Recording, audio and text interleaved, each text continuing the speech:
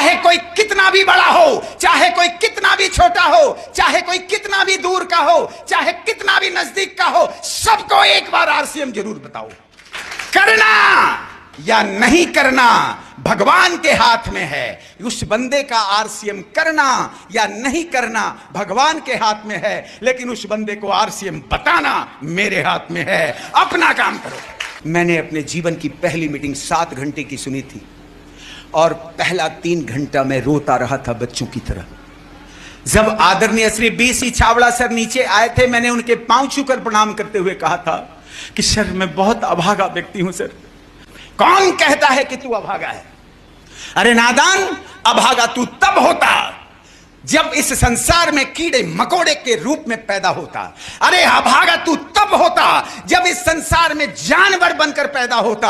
अरे तू इस संसार का सर्वश्रेष्ठ प्राणी इंसान बनकर पैदा हुआ, तो फिर तू अभागा कैसे है? मैं कहता हूं कि तू अभागा नहीं है और तू भी अभागा नहीं है। बस ये कमी है कि तू अब तक जागा नहीं है, जागा नहीं।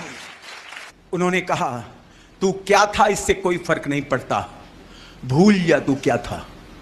तू फेल्योर था, भिखारी था, कुछ भी था, भूल। अब मैं भी आप लोगों को कह रहा हूं, अतीत में जाने से कुछ नहीं होगा। अतीत में मत जा, अतीत मुर्दा है। अतीत में जाएगा तो मुर्दा बन जाएगा। तू कहां जाना चाहता है ये देख, क्योंकि भविष्य जिंदा है। भविष्य में जाएगा तो विजेता।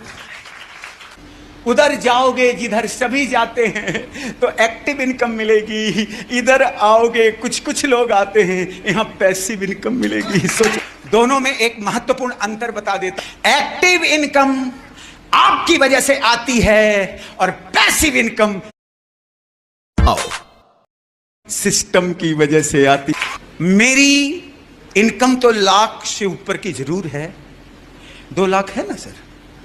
मेरी घरों वाली 1 लाख कमाती है, क्योंकि वो भी एमराल्ड है। मजाक। अब मैं 64 का हूं, सुनना, मैं 64 का हूं।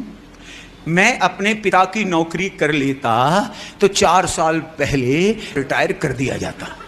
यस और नो? यस और नो? और मैंने आरसीएम का नेटवर्क बनाया तो मैं जब तक जिंदा रहूंगा कोई माई का लाल मेरे को रिटायर नहीं करेगा। अंतिम सांस तक मेरे को पैसे आएंगे और मेरे मरने के बाद मेरा बेटा को आएगा। यार क्या बात है, सोचो। मेरे बच्चे स्पोर्ट्स में इंटरनेशनल प्लेयर बने। चाइना, मलेशिया जाकर उसने खेला। झारखंड की प्रथम लेडी बॉडी बिल्डर मेरी बेटी। आज मैं बहुत अच्छी जिंदगी जीता हूं सर।